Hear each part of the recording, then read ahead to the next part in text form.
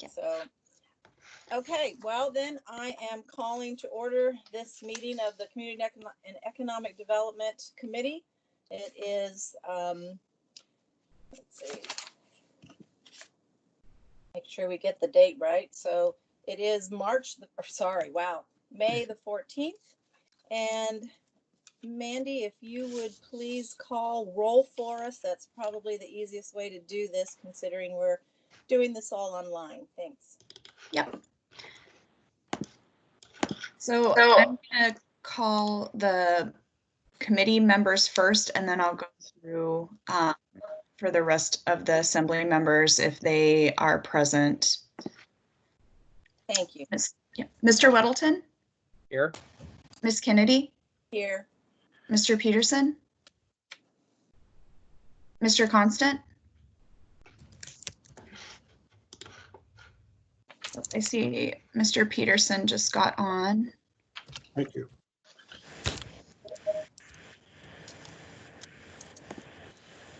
Mr. Dunbar? Here. Ms. Zalatel? Here. Ms. Quinn Davidson? Here. There's a quorum for the meeting. Mandy, this is Christopher. I showed up. Oh, okay. Thank you. And then Miss Allard? Mr. Perez Verdia?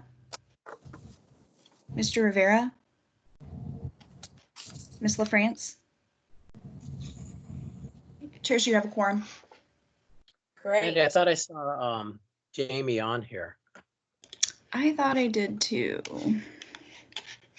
I do see her on. She's not muted. Okay. Let's see. Yeah, Jamie Allard put in the text that she's here. She's on mute. Okay, great. Thank you. Crystal, could I chime in briefly? Sure, go ahead, Mr. Weddleton. So Mandy, how excuse me, how would we have some applicants who want to speak? Are they on Teams with us so they can raise their hand, or we go back and forth, or is it how are they going to participate? It looks like most of them have called in. I don't see too many on Teams. But if they're on Teams, they can put in a text. And if not, you'll have to go down the line of the participants and ask if they want to speak. You're not on mute. Let's see, I'm going to mute people. So for those of you that are on the phone, I'm muting you as you come in. When you would like to speak on an item, in order to unmute yourself, you'll have to push *6. Okay, thank you, Mandy. And, I just want to say for those of you that are on Teams, use the chat in terms of if you do want to be recognized for a question or a comment. That's an easy way to do it. And I will also give my cell phone number in case anybody wants to text me for the same purpose. And if you're all ready to copy, that's 907-351-1430. So again, 351-1430 is my text. So between the chat and the text, I think will probably be good. If you have to just break in, then just please do, and we'll get to everybody as easily as possible. So. Yeah, and I do have some notes on the chat of some of the applicants that are available, so you can see which ones have joined through there as well. Yes. So, okay. So, and it looks like we have, let's see. So did you want to go through any of the other attendees, Mandy, that were here with us? That is up to you if you'd like to go through and have everybody state their name. It might be easier for the purposes of this meeting if they just remember to state their name and what they're affiliated with prior to them speaking. All right, that sounds good. So, okay, well then, let's get on our agenda. If there's nothing else we want to talk about in terms of running one of these kind of meetings, I think everybody's getting pretty good at it now. We've had multiple opportunities. So, okay, so the first one that we have up is the marijuana establishment application reviews, and we have the first one is LBS. So first we'll turn that over to Mr. Yell to tell us about the licensing. So want to start us off,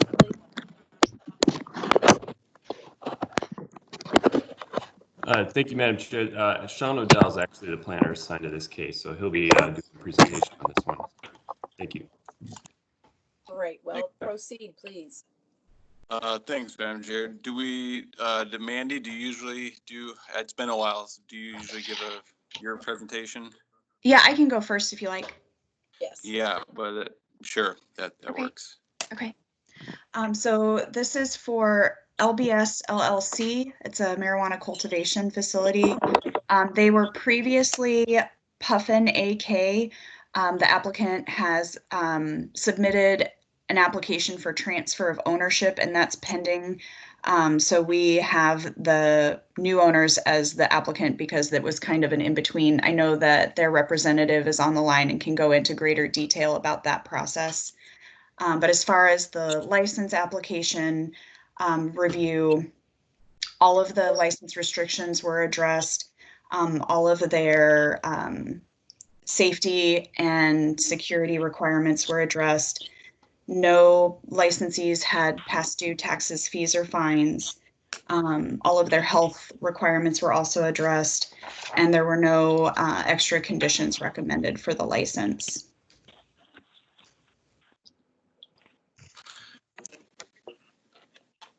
Okay, thanks, Mandy. This is Sean O'Dell with Current Planning, Madam Chair. So this is 2020-47 case number. LBS LLC is applying for a special land use permit for marijuana cultivation facility to occupy 2,281 square feet within an existing building in the I-2 Industrial District. This site is located near the northwest corner of the intersection of West 68th Avenue and C Street, and the address is 200 West 68th Avenue. LBS intends to operate the marijuana facility during the approved 7 days a week hours from 6 a.m. to midnight. The petitioner did hold a community meeting on January 17th, 2019 at 6 p.m. The petitioner has provided all the necessary application submittal materials. The planning department has found these materials to be in compliance with the applicable provisions of Title 21 and the 2040 land use plan. I don't see Phil Steyer on there with Chugach Electric, so I'll add that the petitioner, it is a condition that we placed on that they will need to resolve the upgrades with Chugach Electric to provide the necessary loads. With that, the planning department recommends approval of the special land use permit, subject to the conditions stated in the staff report. And I'll be happy to answer any questions you have. Thanks. Okay, thank you. Thank you both. Okay, so do we have anybody from LBS, Mr. Wilkins, by any chance online with us? Yes, I this believe- is Mr. Wilkins. Great. And Jana, attorney handling the transfer in the SLUP. And Jana Weltzing. Okay, great. Well, if either one of you want to mention anything on this application, maybe specifically to the transfer idea, that'd be great. Fill us in. So this is Jana. I sent John Whittleton an email earlier about this. This application was originally brought not to the Economic Development Committee, but to the state through RDA doing business as Puffin AK. And that was Anna Hall and her mom, Maclovia. And they were going to do a retail and a cultivation, but Anna had gotten pregnant, and you can't breastfeed in any part of the licensed facility. And then she actually just gave birth to her second baby. So we just decided it wasn't the right time for her to venture into this. And so Casey has been working with the landowner, which happens to be Anna's father, and Maclovia's husband. And so we have been able to, you know, make sure to mitigate any of those losses because it's not going forward with the business. And Casey's just planning on doing cultivation. Casey, did you have anything to add? I see that we got some questions too in the queue. Okay, so No, I didn't have anything to add. great. Okay. All right. So thank you, Ms. Wilson. And yes, we've got Mr. Weddleton up next. So Oh, thanks. That was a bit of an issue. One thing that in the application, it said operating 8 a.m. to 5 a.m. Monday through Saturday, and staff report said 7 days a week, 6 a.m. to midnight. And the particular hours don't concern me. I just worry if they're contradictory, and then at some point, you know, when you do an operating change, you have to come and get approval for it. So when they're that far apart, you know, so I'd look for consistency there, like pick one. It works for you.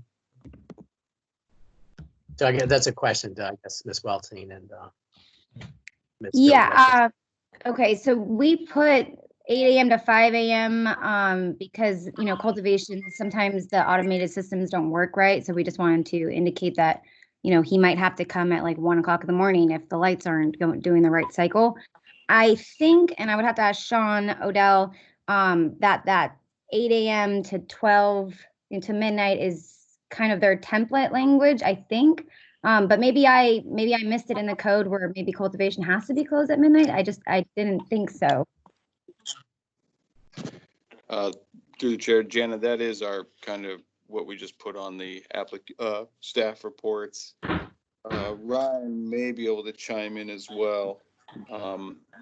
I know we've talked about this before. If they have to come in like in the middle of the night to adjust something, that hasn't been an issue in the past.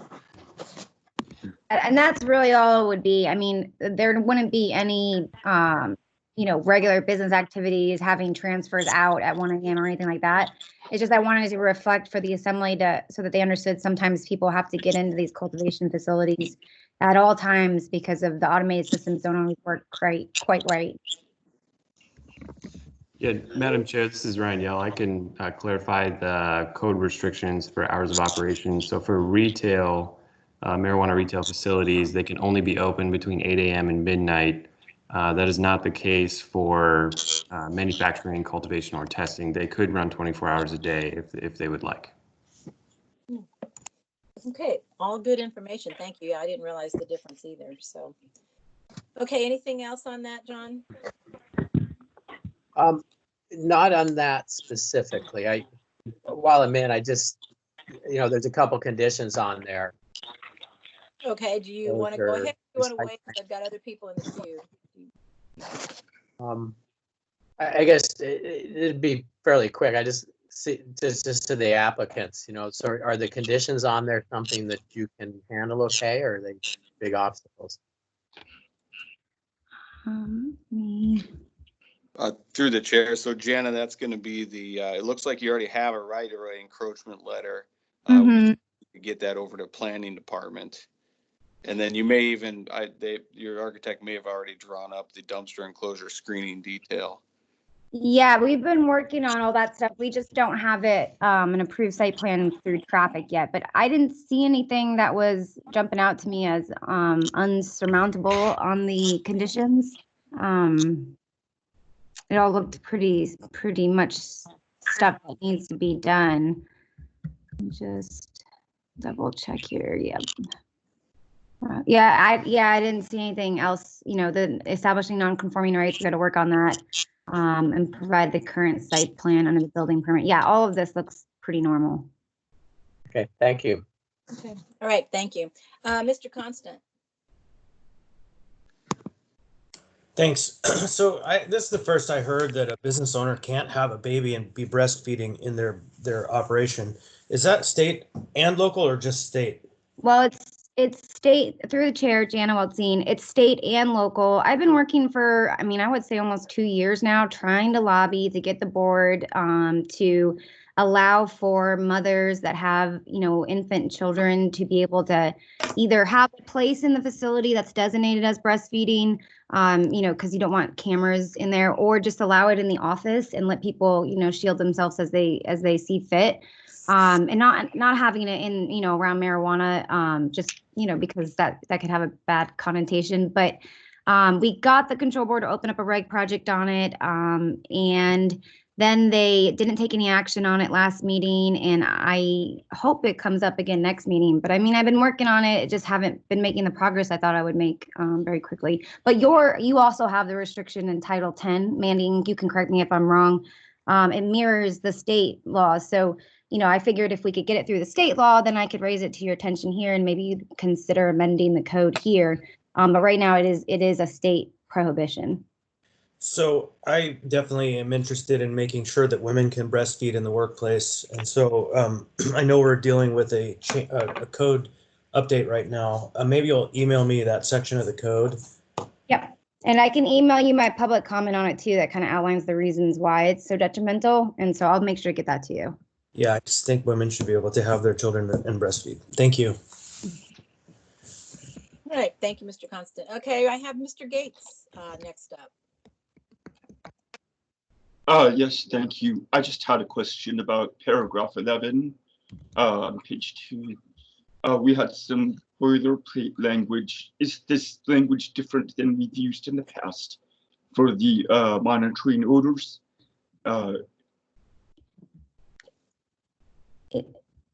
Is that a I guess question? that's for Ryan. Okay.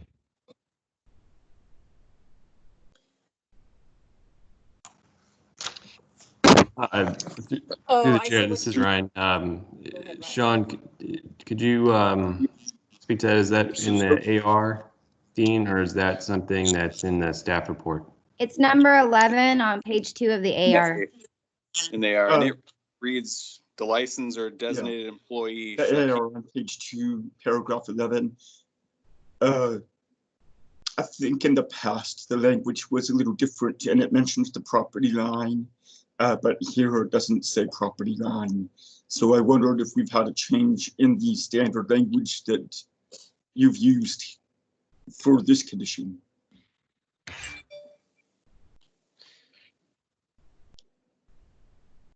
That says made on the property in order to detect odor breakthrough. To my knowledge, Ryan, have we changed that?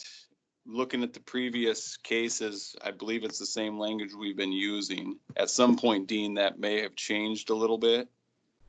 I'd have to do some research to figure out when.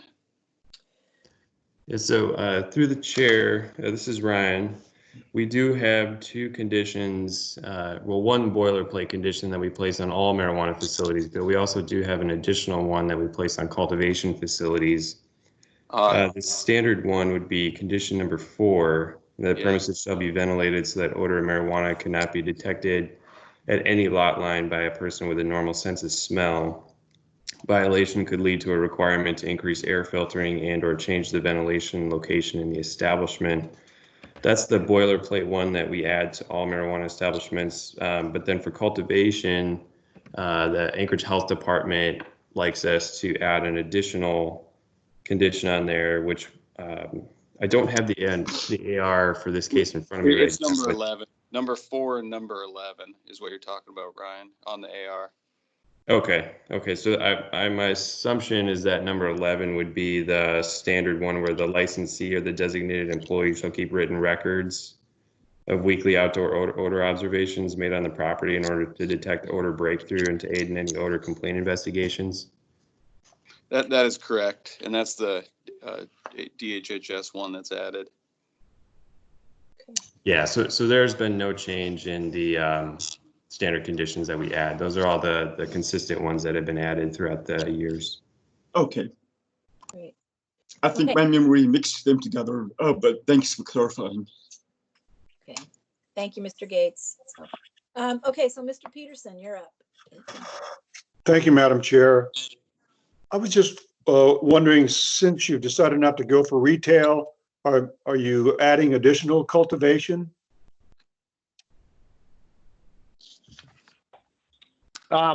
So we took out the retail location and changed that area to basically an entryway, locker area, hand washing station, and we increased our mother room where we keep our genetics and also our veg area increased a little bit. Okay. And just for the record, I believe that was Mr. Wilkins. That was. Thank you. All right, thank you. Anything else, Mr. Peterson? That's good. Thank you, Madam Chair. All right, great, thanks. Okay, I don't see anybody else in the queue at this point. Are there any other questions?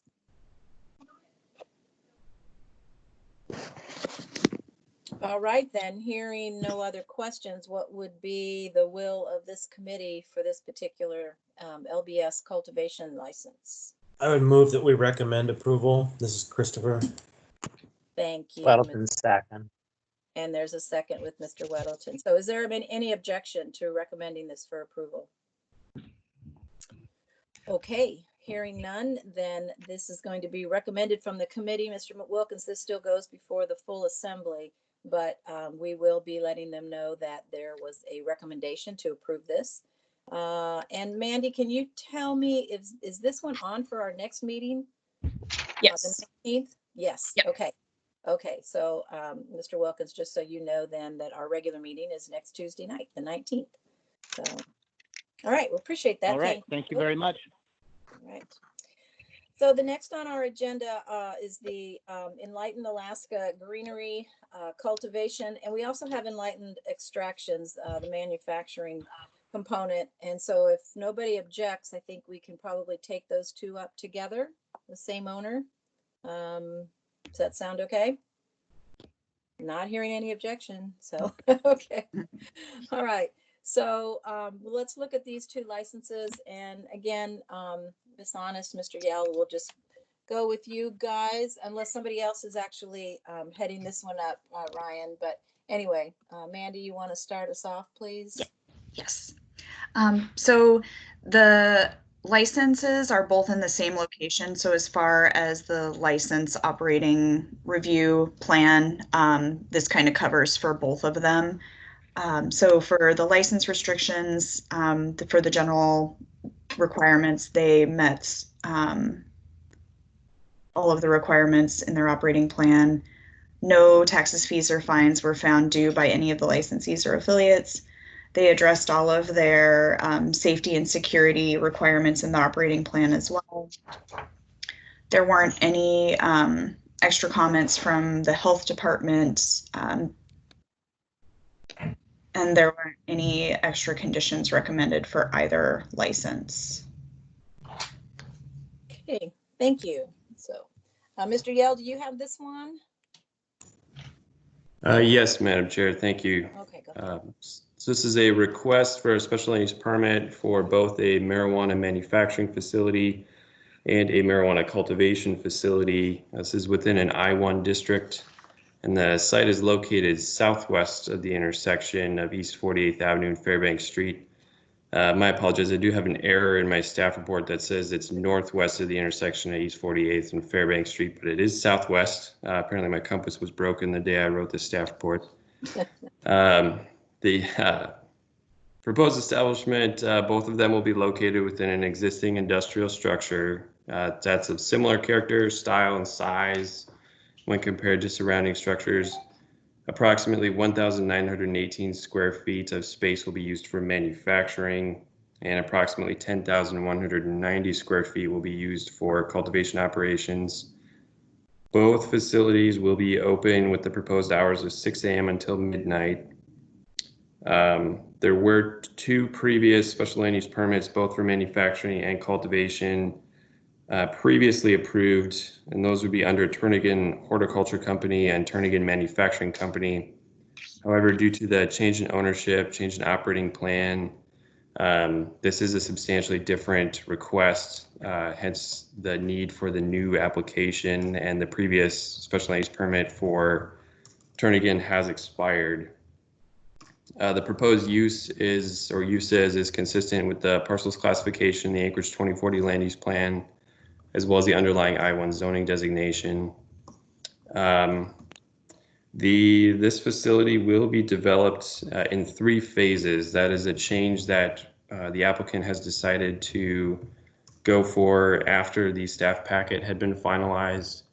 They did submit the appropriate documents to me, and I do have an AIM that will be forwarded to the assembly detailing that phasing.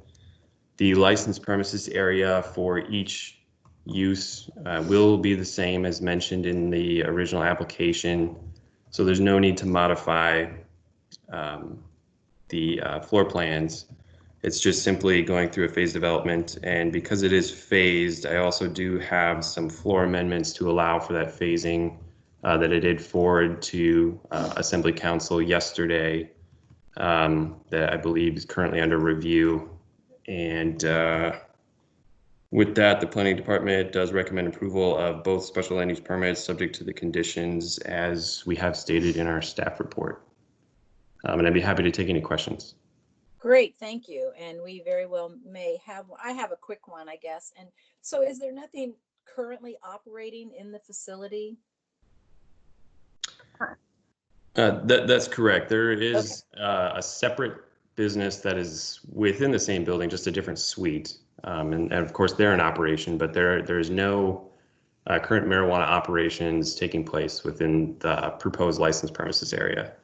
Okay, we might talk a little bit more about some of that a little bit later, but for now, I wanted to turn it over to Ms. Weltzine, and it looks like we have several people from Enlighten also on there. So Jana, do you want to chime in a bit and give us some highlights?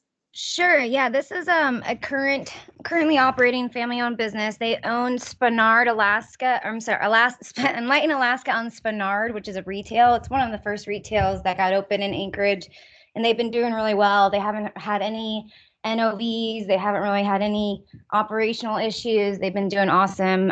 Leah and Evan are brother and sisters, and Jane is the mom. I was noticing that there's only 2 pages of our narrative in the staff report, Ryan. So I don't know, maybe that's just the version I got, but our narrative is usually like 12 pages, and I think you only got like the first 2 pages in here. So I don't know if the assembly has our whole application. Oh, good question. Through the chair, this is Mandy Honest. The full packets will be available to the assembly. We kind of do an abbreviated one for the committee for the public version. So I'm not sure why there would have been only a couple of pages of the staff or of the narrative. I think we kind of try and filter out anything that talks about like security plans and any of the diagrams of the inside, as was discussed in the CEDC earlier on for this process. But the full packets will be available to the assembly. Okay. Yeah, I just usually the narrative is in there, but I just thought it was important, especially for the extraction license, so that the assembly members could see the types of products that they're going to create, because we put the whole list of products in there. So other than that, that's all I've got, and we're just here for questions, and that's about it. Okay, great. Well, I have one question from Mr. Weddleton. Thank you. It's not really so much a question, but a comment. And I have no reason to think that these operators would do anything but a great job. But it is a challenging location. There's neighbors that I know very close to this who are very much against marijuana. And they were so happy to see THC close down, or not. I don't know that they ever actually function. But you're also somewhat close to the Salvation Army Rehab Center. And you're also right across the street from a neighborhood.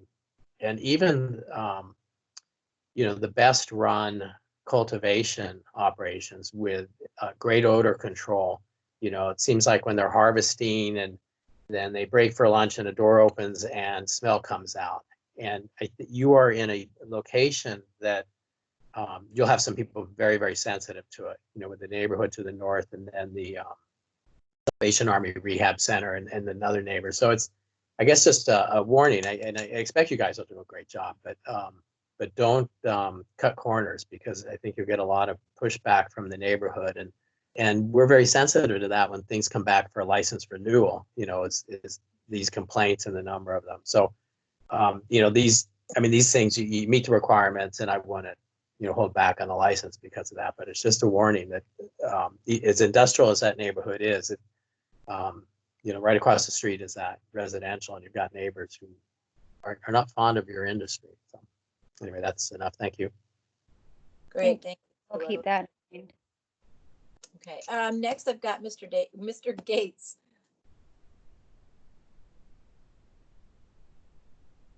Thank you. I was just curious if I understand right. The building was used for cultivation before, and I wondered why that Chugach Electric said that the power is insufficient, and then to upgrade the power to the building. If it was previously used for cultivation, I guess, is it a bigger operation or? So through the chair, Yes, go ahead. Jana Waldstein here. So to my knowledge, the previous tenant never ever got cultivation into active operating status. So I don't believe that they ever actually cultivated in there. In fact, I am fairly confident that they didn't. So I don't think they ever had, well, I know they didn't ever have the power upgrade that was needed. What did operate in there for a little bit was their manufacturing. And that didn't need a power upgrade. And Leah or Evan or Jane, if I got any of that incorrect, please correct me. So is there anybody else that wants to follow up on that Thank you. online? In Leventon with Enlighten Alaska, and that is correct. There was no upgrade yet. We are making the power upgrade when we that's part of our cultivation plan, so that hasn't been done yet. Okay, great. All right, thank you, Mr. Leventon. Believe we've got Chris Constant next. So. Yeah, thank you. So this was an interesting operation or proposal, I guess, before. We definitely went through a very robust public process and conversation about the previous licensees, and no conditions have really changed. And you know, it was the previous operator had some financial challenges, is why they pulled out. And we previously approved this, and I agree with Mr. Welton's caution that some cultivators seem to be unable to manage their smell, and many of them have problems at a time. And this location is definitely going to be a challenge for that. And so I'm strongly supportive, just so we can get this property back in use, because it hasn't really been used for a long time, and it's quite a property. Thank you. All right, and I see Miss Leventon's comment too, that that the information that her brother and Miss Weltzine mentioned is correct. So just want to put that into the record. Any other questions or comments? All right, having seen any more, then what would be the will of the committee? I would move that we recommend approval. Second. All right, so there's a recommendation made. That with a for second. both? And I'm sorry, was Yes. that Mr. Weddleton?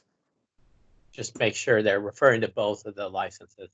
Oh, got it. Okay, yes. Okay, appreciate that.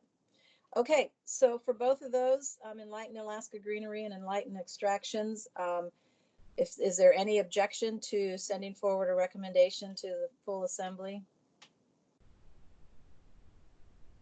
Okay, hearing none, then this will go forward with the recommendation from this committee to approve the licenses for both of these establishments. And that meeting, again, I'm going to ask you too, Mandy, this one is also on for the 19th, correct? That is correct. Okay, all right. So, and this one will be at our meeting on next Tuesday night. So, all right, well, thank you, everybody, on that one. And if there's no objection, we'll move on to the next one, and that is the Catalyst Cannabis Company, which is a retail establishment. And let's see, it looks like we've got Will Schneider on the phone, and Jason Brandeis is on Teams, so they've got some representation there.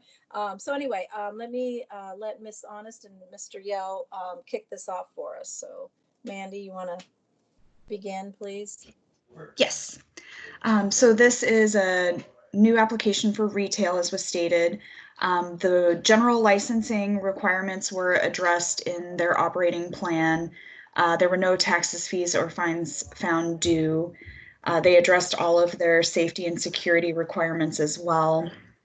There wasn't any comments from the health department aside from the general required empty and full shelf inspections prior to opening.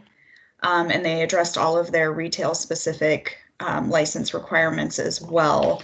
There weren't any recommended conditions to be added onto the license. There was previously a protest on their renewal, and that has been taken care of. So there isn't anything pending on them for previous licenses either now. Okay, great. Mr. Yell? Yes, thank you, Madam Chair. This is a request for a special land use permit for a marijuana retail sales establishment within a B3 district. The site is located northeast of the intersection of Muldoon Road and East 3rd Avenue. The proposed establishment will be located within a brand new, newly constructed commercial building. Approximately 1,871 square feet of available building space will be dedicated to marijuana retail. And this establishment plans to be open 7 days a week from 8 a.m. until midnight. The proposed use is consistent with the parcel's classification within the Anchorage 2040 land use plan, as well as its underlying B3 zoning designation. Planning Department does recommend approval of the special land use permit subject to the conditions as stated in the staff report. There's one small point I'd like to make. I did submit an AIM with a revised floor plan for this case, and that should be making its way to the assembly prior to Tuesday's meeting. There's just one very small modification made to the floor plan. The applicant would like to add an additional restricted access area near the entrance where product sales can be controlled through a secure window during the early morning and late evening hours. And that's just a security upgrade that they would like to do. There shouldn't be any need to amend the existing resolution for approval of that modification. And with that, I'd be happy to take any questions. So thank you. Great, thank you. Any questions so far? Looks like we do have Mr. Peterson in line. So Mr. Peterson. Thank you, Madam Chair. I drove by there a couple days ago, and I'm wondering what's the plan for the Connexes? They're right up there on the Muldoon Road part of the lot, and a couple of the neighbors were neighboring business were asking me what was going on with those. So I just told them I'd try to find out. Thanks. Okay. Thank you. And I'm not sure who wants to answer that, but I know we have Mr. Schneider and Mr. Brand on as well. But Ryan, were you going to answer? Yeah, through the chair. This is Will Schneider, owner of Catalyst. The Connexes are at the front of the lot right now. We purchased them originally for construction purposes. So right now they're being utilized as storage. After construction is done, we'll be moving those towards the rear of the lot. They won't be rear of the principal building as required to not have any, modifications to them to make them look a little prettier. But once it's all said and done, they'll be back to the rear of the lot behind our dumpster enclosure, or right next to our dumpster enclosure. They'll be painted, and we'll work with planning to make sure that we meet any requirements required there. But they'll be pushed off of the Muldoon side to the east, towards the back of the lot line, to get them as far away as possible. But they'll be decorated or painted or screened if required by planning. Okay, great. Thanks. Appreciate it. Okay. Thank you, Mr. Thank you, Mr. Peterson. Yeah, and I don't know if you get the maps in the AR, but it should show the location of the Connexes on any drawings that we've submitted for the site plan.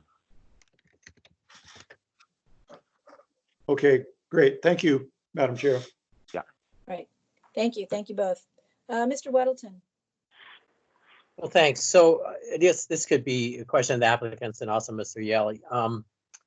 The Muldoon Baptist Church is, it says in the applicant's thing that it's or in the code checklist, approximately 201 feet from Muldoon Baptist Church. And that's our kind of first measurement, the 200 foot. And approximately, is it 199 or is it 201? And I wonder who measured it and how accurate that was. I mean, Ryan can chime in, or I can give a little history on the project too. This is Will Schneider again. I don't know exactly how the muni measures it, but we actually subdivided that lot. So surveyors from Big City Engineers surveyed it to separate that lot into 2 lots. So we actually could meet the separation requirements. And so that eastern lot of that, we made sure when we did our surveys that it was 201 feet away, and that was what we set it at. I don't know exactly how the municipality confirms that. Okay, thank you, Mr. Schneider. Mr. Yale, do you have a comment? Yes, thank you, Madam Chair. I can clarify a few things too. The reason that we know that measurement to be so exact, and the reason we don't give an exact, is because everything in the survey world is to an exact approximation. Everything is within 0.1 inches.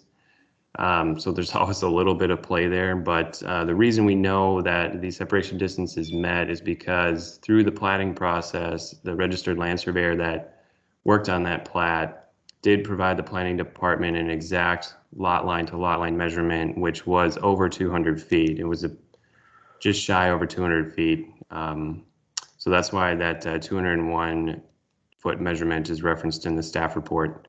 And we are able to verify that the separation distance requirement is met. Okay, good. Thank you. All right, thank you. Mr. Dunbar.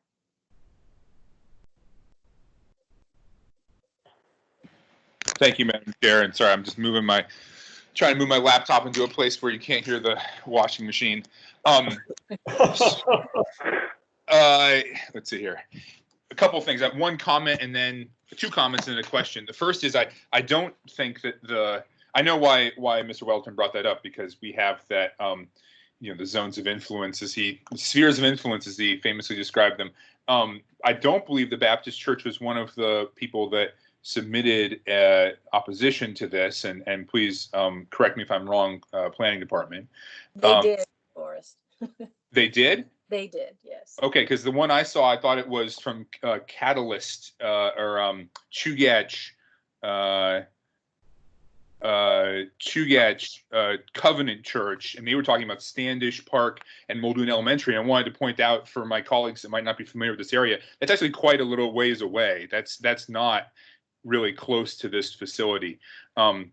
But for planning, did Muldoon also put, or did the Baptist Church also put in opposition? Yes, that's what I was referring to, Muldoon Road Baptist Church. Okay. Yes. So they did. Okay. So that, I hope, Will, that you guys continue to dialogue with them. And I wanted to bring that up too. I mean, you have come to the Northeast Community Council several times, and I think me and Mr. Peterson both appreciate that. There is a draft MOU in here, but I was wondering if you had actually been able to get that signed, and if not, sort of what your plan to do that is, and keeping in mind that Northeast Community Council has had difficulty obviously meeting in the past month. Yeah, so through the chair, this is Will Schneider again. Yeah, COVID kind of hit right in the middle of all this, so kind of got a little murky. I went to the community council meeting on February 20th, and the Northeast Community Council, sometimes it takes a little bit longer to get through contentious issues, I guess I should say. And so what the NECC does is that they give the applicant an opportunity to present their operation, which I did on February 20th. But instead of drafting the MOU, or instead of finalizing the MOU there, it would have just taken like several hours potentially with all the back and forth. They sent it to committee, and they have a marijuana and alcohol committee, which has not met since that meeting. And so it's kind of just in limbo waiting for them. I've had some conversations with Rachel, the president, and it's just kind of sitting because there hasn't been a single community council meeting or a committee meeting since then. I can touch base with Rachel again and just kind of see what she would like to do, but it's just kind of, everything's kind of in limbo without any meetings taking place. Okay, thank you. Anything further? The Northeast Community Council was receptive. The board was receptive. You know, I have a good relationship with them and the board members and, you know, the members of the marijuana committee. So I'm confident that we'll be able to get an MOU signed. It's a matter of when and just getting the signatures and agreeing on terms. Yeah, and that's what I wanted to follow up on, Madam Chair. I think that, you know, I think it's very important to me, and I think to Pete as well, that you continue with that dialogue with the Northeast Community Council. And I know it can be a little frustrating at times because that's a very large community council, and sometimes it can be a little bit difficult to get everyone on the same page. But I think it's really important, you know, for your renewal that, you know, no one has carte blanche, you know, to stop you. Oh, and I just did find that Muldoon Road Baptist Church comment. Thank you, Ms. Kennedy. Yeah, I mean, I think it's just really important that you continue with that dialogue and that you try to get that MOU signed. And perhaps it's not realistic that you do that before it comes back to the assembly, but perhaps before you begin operations, for example. Thank you, Madam Chair. All right, thank you, Mr. Dunbar. I think we have Mr. Weddleton up again. Yes, go ahead, Mr. Weddleton. Okay, thanks. I mean, can you hear me? I'm not sure if Yes, I'm on. You're Okay. good. This kind of following up on Mr. Dunbar's comments on the write-up on the community meeting, it got a little garbled because you've got comments looking at it's on page 16 of 282 in the packet, and the second paragraph talks about community meeting in conjunction with the Bayshore Clack Community Council, which would have been years ago, and then a couple paragraphs later it talks about your shop on Old Seward Highway. So it looks like wayward cutting and pasting, if you kind of delete that, you can ferret out what's going on and kind of the discussion we just had with Mr. Dunbar's questions. But, you know, these write-ups on your community meetings are fairly important just so we know where you stand with the community council. And so be careful. And this, I mean, February 20, it's just garbled. I mean, you talk about a February 20th meeting with the Bayshore Clack Community Council, which clearly wasn't the case. So anyway, you could comment on that or just absorb that. Thanks. Yeah, my apologies. Those are definitely some remnants from previous applications for our Old Seward store back in 2017. I do assure you that the narrative in there is from our recent meetings with the NECC and neighbors in the community. So all that is pertinent to our Muldoon location. Just address and the community council is referenced incorrectly. So my apologies there, and we can edit that, of course. And but all the narrative is correct. I reviewed that when I got the packet back from Ryan. So. Thank you. Great, thank you. Okay, and speaking of Ryan, I believe we have him in the queue as well. Yes, thank you, Madam Chair. I just wanted to clarify something real quick and just put it on the record. The code requirement for the MOU is either provide an MOU or a community engagement report, and the applicant has provided a community engagement report. So I don't want the assembly to be hesitant to act on this case because we have an unsigned MOU in the packet, because the code requirement for community engagement has been met in this case. So thank you. That's all. All right, thank you. Any other questions? I don't see anybody else in the queue, but any other questions or comments? Okay, then in terms of a recommendation, what's the will of this committee? I move to recommend for approval. Second. Okay, is there any objection? All right, then, hearing none, Catalyst Cannabis Company will be recommended to the assembly for approval. And I believe this one is on our agenda on the 19th as well. Ms. Honest can correct me if I'm wrong on that one. That's correct. But it's correct. Okay, great. All right, so it looks like we will have the revised AIM coming on that, but otherwise, Mr. Schneider will be seeing this at the full assembly level on Tuesday night, the 19th. And then I guess with that, we can close out the marijuana establishment application reviews. So thanks to, Madam Chair. so yes, go ahead.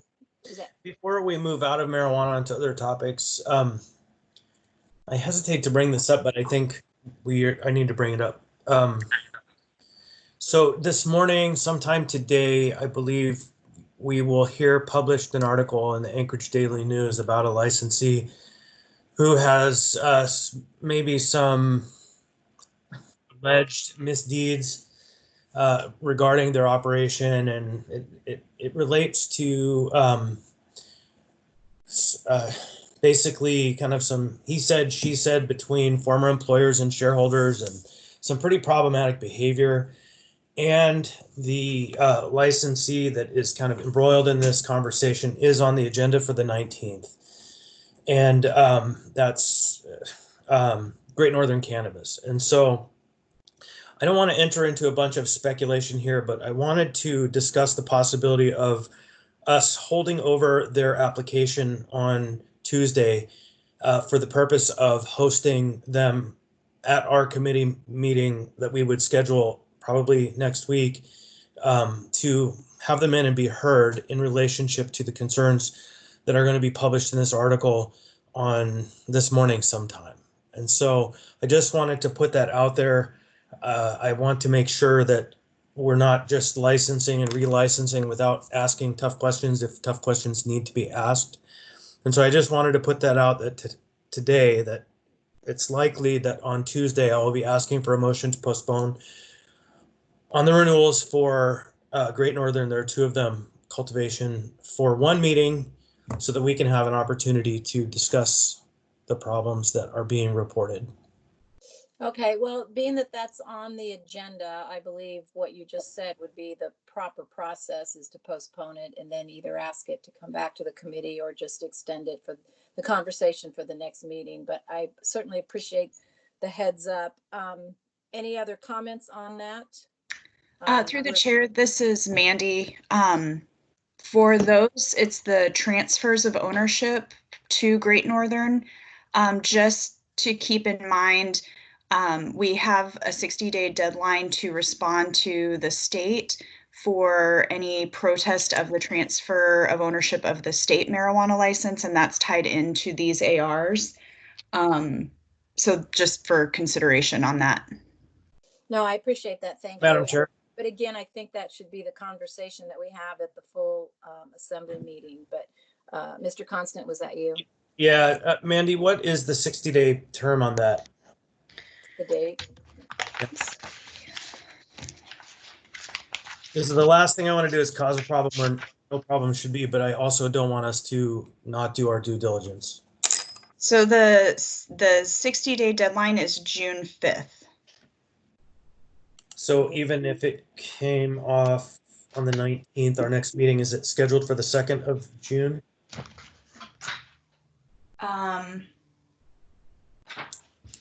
Yes. Yeah. That fits. So, okay, thank you very much. Great, thank you. Thanks for the heads up. Yeah, so we'll be talking about that Tuesday night, so. Okay, so actually, we're not really moving off of marijuana yet because the next thing on our agenda is the discussion for closing procedures. But I see Ms. Zolotel in the queue, so I didn't know if she wanted to go ahead and jump in with a topic of some sort that had to do with marijuana. So, hey, go ahead. Thank you, Madam Chair. So this came up at Community Council last night, and so I'm going to do my due diligence to toss it out to the committee as we're considering the updates.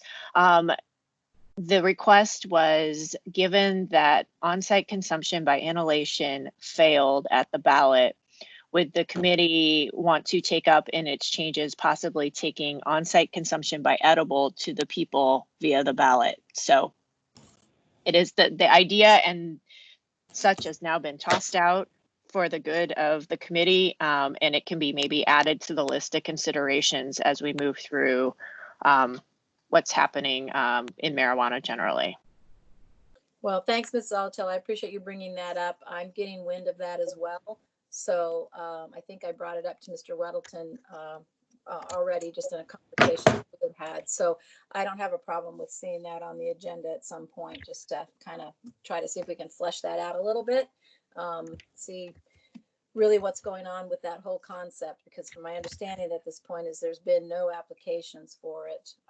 And even at the state level hasn't been any real interest. So anyway, we can have that conversation, I believe, as we get further into the conversation about what kind of things we want to do to review the application process and all the parts and pieces that go with that.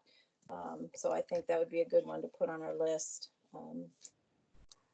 But specifically on our agenda today, we had a discussion regarding closing procedure for marijuana. And I'm going to let Mr. Weddleton talk a little bit about this, because I know he was even looking at other information about that. And I don't know, John, if you have anything that you want to say about just kind of starting this conversation. I think that I would start it by, I guess, first going to Dean and Mandy and have them review briefly what is in our code on, what happens when a business closes, and then if that has actually been happening. And then I understand that Jane Sawyer with AMCO is with us and could talk a little bit about what the state does if an operation closes down.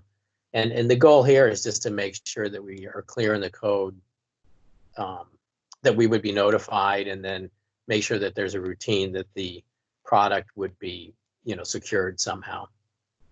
Right. And I think that was part of the conversation that we kind of started to have just when we were talking about the Alaska facility and what might have happened to THC, kind of, a business that sort of ended. And I don't know if there was more to that in terms of shutting it down, but that was kind of interesting to me to think that we've actually had some businesses close down. But I don't know if this committee or if anyway the licensing people were aware of that. But anyway, so let's go. This is Christopher. You mentioned two businesses. The one that raises my biggest concern is Danish Garden, that was closed. None of us knew. There had been a lot of problems at that location. And so I want to make sure that every conversation going forward, until we understand, has that operation in its focus. Okay, fair enough. Well, then let's go ahead and see if anybody from the municipality, Mandy, or even Mr. Gates wants to talk about what we know about any kind of code or other procedures otherwise for shutting down the establishment. So Mandy, did you want to tell us what you know at this point? Sure. Through the chair, I posted in the comments current Anchorage Municipal Code that relates to closures. Dean and I kind of compiled code that is relevant. So you can pull that Word document up. And I kind of, I reached out to Jane Sawyer with AMCO and asked if she would be willing to give some input on the state procedures. So she is also online. But we don't have in code anything specifically spelled out dealing with if there's closure of a business due to their own decision. We kind of deal more with the suspension and revocation. And so you'll see that in the code that's 1080-810. And then other than that, there's just kind of references here and there to how we would deal with product. And so there's not really a specific process that we have spelled out. And I think that's part of discussion of adding some stuff to code to clarify. So we compiled this that would be something we could kind of piece together to help with that process. Okay, thank you. Yeah, it looks like we would need some more information about, from just the standpoint of do facilities have to be cleaned or decontaminated in some way, and what happens to the license. And anyway, there's probably a lot of things that we need to talk about there. Let's see. So Dean, did you have anything that you wanted to add at this point about what we might need to do in the direction we should go in trying to nail some of this down?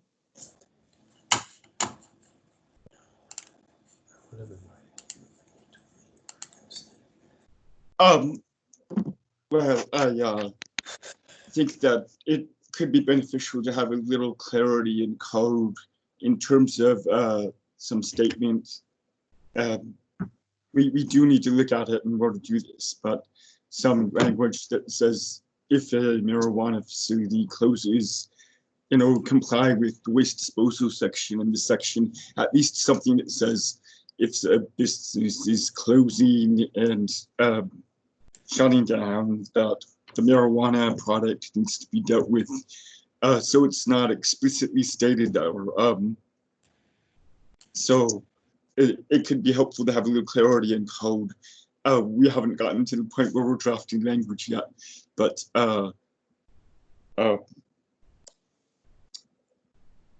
is that what you were asking?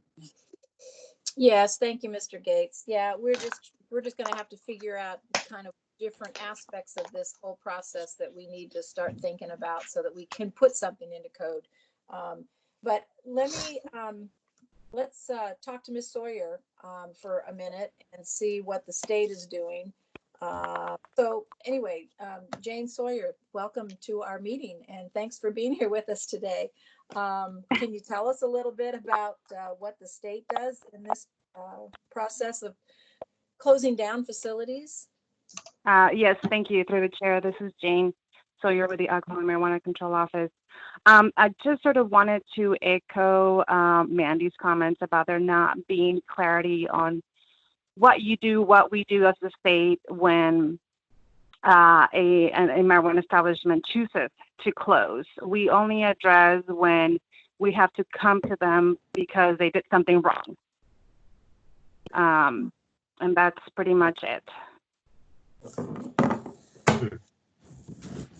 Okay, yeah, and I think we're kind of in that same boat with you there. So, okay, well, obviously we've got some work to do here. Mr. Constant, I have you. Thank you, Ms. Sawyer.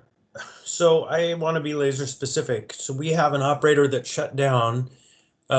We didn't know they shut down. It had been several months before any notice came to us, and that was only because someone raised the question, what have their violations been like for smell? And the response back to us from our investigators was that, oh, they've been closed down for several months. And so, and that's Danish Garden. And my question is from Metric and from the basis of having products that are being cultivated, what happens to those products when they decide to close? If they say they have 100 pounds of marijuana, $200,000 worth of products, are we just literally, forget about it, they're closed? Or is there an orderly disposition of those products required? And if not, what's the path to get there? Through the chair, Mr. Constant, are we talking about Danish Gardens? Yeah. And okay. Generally, but yes. And in general, okay. So if there is a problem, I think it's on a case-by-case basis. I'm sorry, I wasn't really ready for this meeting. But I know that we would. I actually would have to talk to our enforcement section. Okay, I can bring up the issue about Danish Gardens and the Metric and that kind of thing, what we're going to do with that product. Well, so they haven't closed. Is that what you're saying? They are closed, and they've been closed for months, and he had an operation going, and then all of a sudden he didn't. And did we have 100 pounds of diverted product making it into some other place, or did it go into the black market, or you know what? And so this is a very sensitive question, and I don't mean to belabor Mr. His name is from Dana Wyrick, but so it could be anybody. What's the plan? And this is a real hole if we haven't figured out a plan, and it means we got to get on it. Thanks. Okay, thank you. Okay.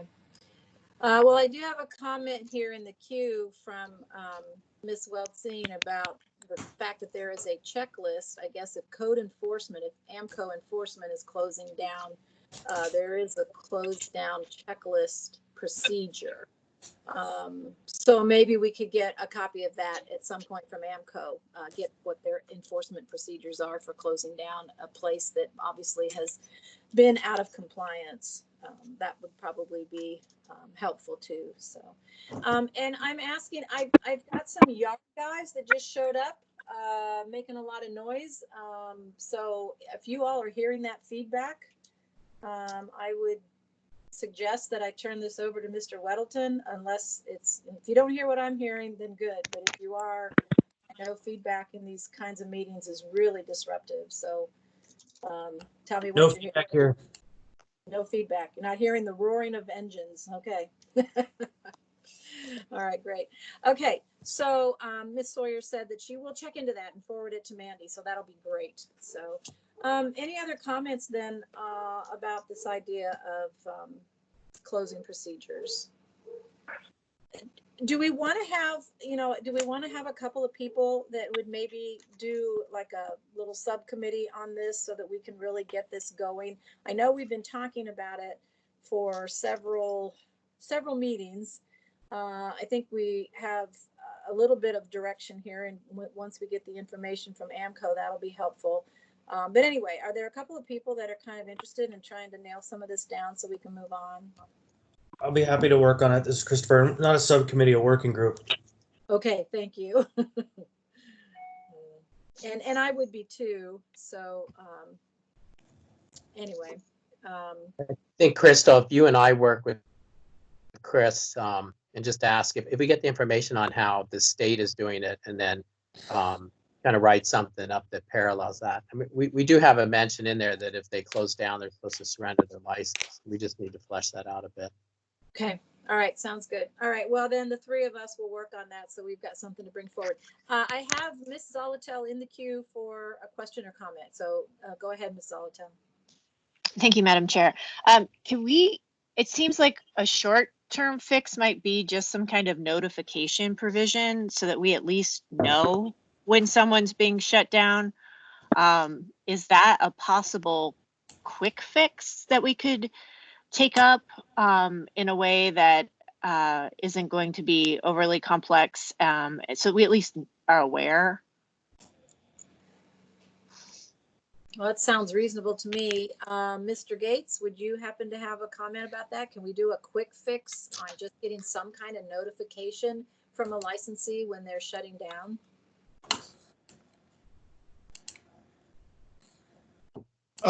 Yes, that's sort of along the lines I was thinking. That if a business, aside from the enforcement action that's requiring a business to cease or shut down or so forth, the enforcement action, I think we've got plenty in code for what we need to do.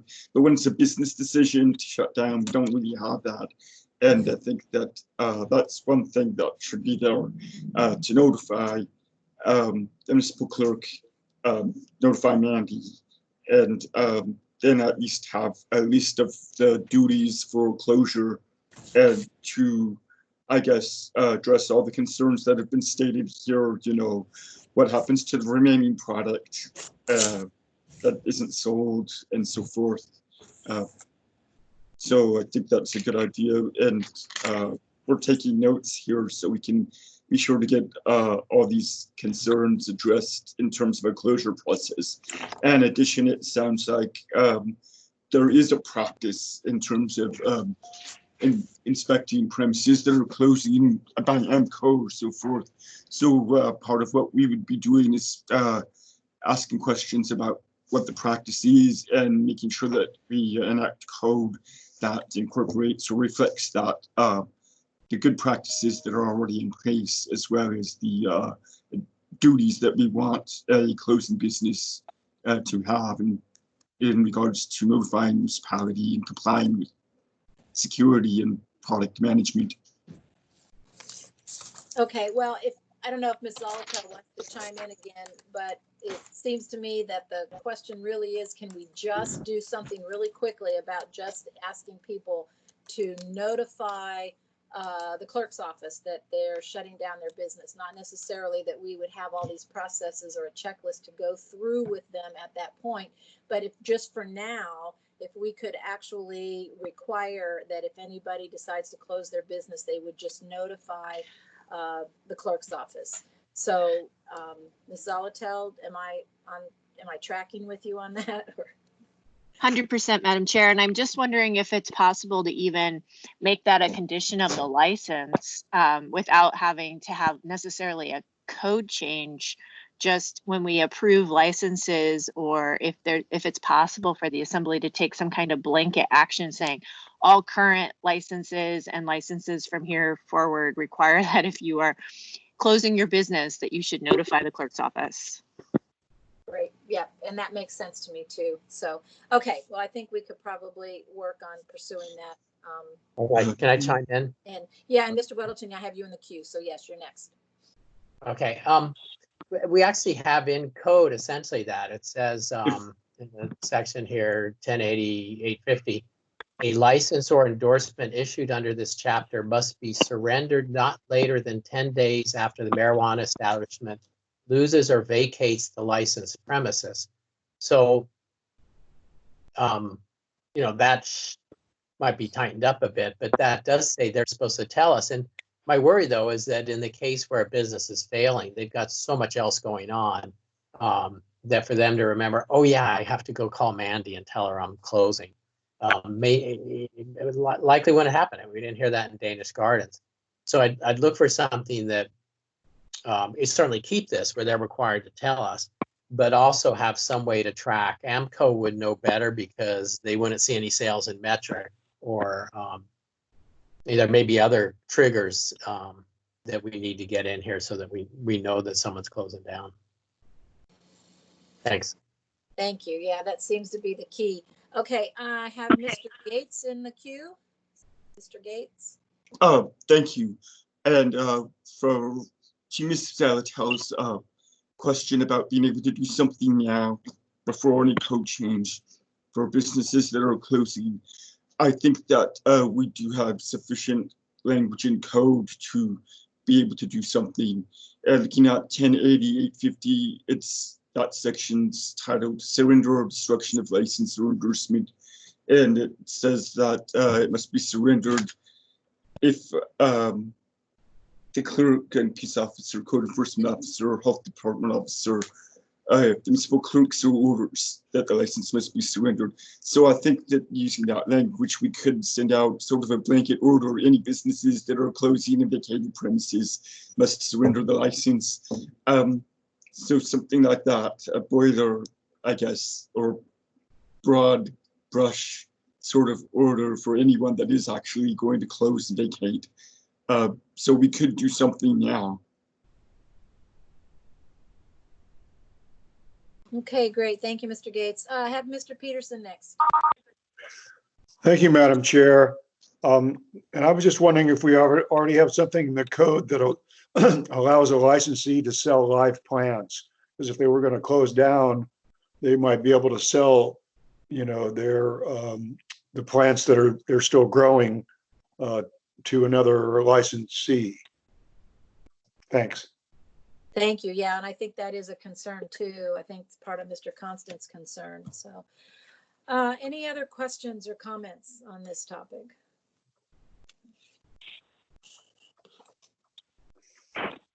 Okay, hearing none, then unless there's anything else related to marijuana, we can move into the segment on legislative priorities and budget items for 2021. And I'm kind of going to combine those because sometimes those conversations, one leads to the next anyway.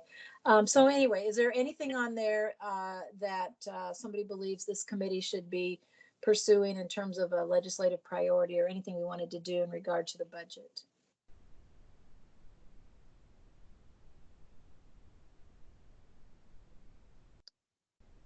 I'm giving people a minute to think about that. So, Mr. Gates, do I have you in the queue again? Yes. Yeah. Okay, go ahead, please. Wanted to respond to Mr. Peterson's concern, and I'm not sure if I caught all of it or if somebody already answered. Actually, I was looking at code for the marijuana plants that are growing.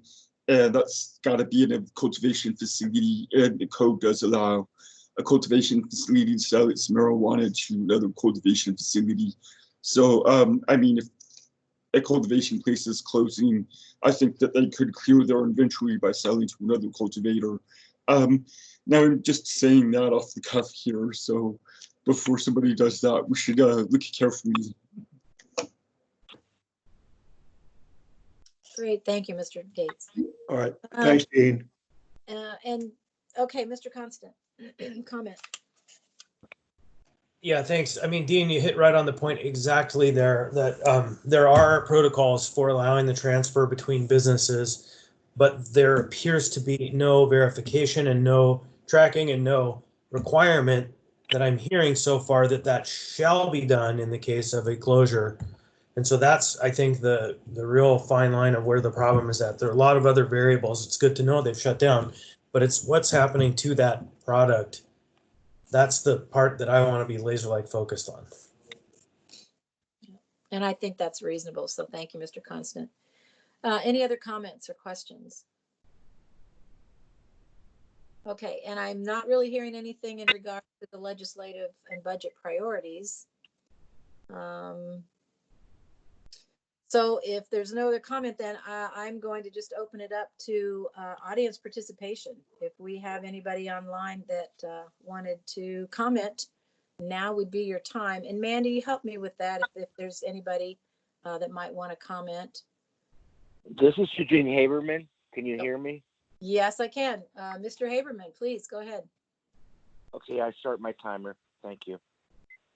My name is Eugene Paul Haberman. I live in the Metro Valley. Follow the public process. When the public process is done appropriately, decision made by the governing body, more like the public interest. First note, prior to this World Health Emergency, the setup was that I would be driving in, attending your meetings, and I would have, the only way I was able to see the information prior to meeting was I had to be there. The documents would be there, paper documents, and I would pick them up and see it there during the meeting and listen to the meeting. And also the agenda would be there. But prior to that, none of that information was available. No agenda. Now, I realize we're in a world health emergency. I realize the understanding that there needs to be steps like being remote for the safety of everyone, public and you all. But it's also important, and still is, creating a situation where's the agenda for the meeting? The public's blind. It's not on the website. It can be there, but it's not there. And also during the meeting, I'm talking about this one, it was, what license number were you addressing? What license number were you voting on?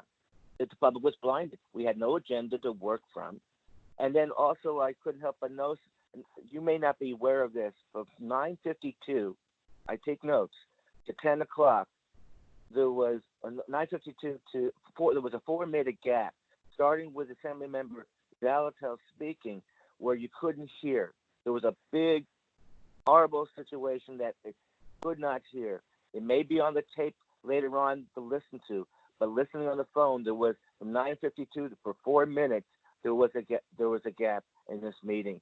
So it was starting when Assemblymember Zalatel was speaking in reference to a community council meeting. And 4 minutes of that could not hear what was said. I'm talking about this meeting. And then also a note here is this. I couldn't help but notice for the attorney for marijuana applicant noting about, well, this is not all the papers to the application. And it was noted during this meeting that there's an abbreviated packet for you all here, and the assembly will get it later. And later means the assembly meeting for next Tuesday night. So the public's working blind. The applicants are working blind. So, how can you have these meetings like this? And you're going to be voting. You already voted at this meeting, but you're going to be voting at the assembly meetings with words and materials to work from. And that leaves with 20 seconds to spare, and I wish you the best. Thank you, Mr. Haberman. I will say that I found all the information on the community website, or the committee website. We did get it emailed to us as assembly members, but it's also up on the Muni webpage or the Muni website on the committee's webpage. So all the documents are there. Without correction here, permission just to say this in response, just a brief 10 seconds. The Yes, public notice page is the notice of the meeting and the telephone numbers to connect with. That's where the material should be there. And it's not there. And that is somewhere else in the public not find. Thank you. Well, okay, now that you know where they are, you'll be able to find them. So thank you. Is there any other public comment? Anybody else for audience participation?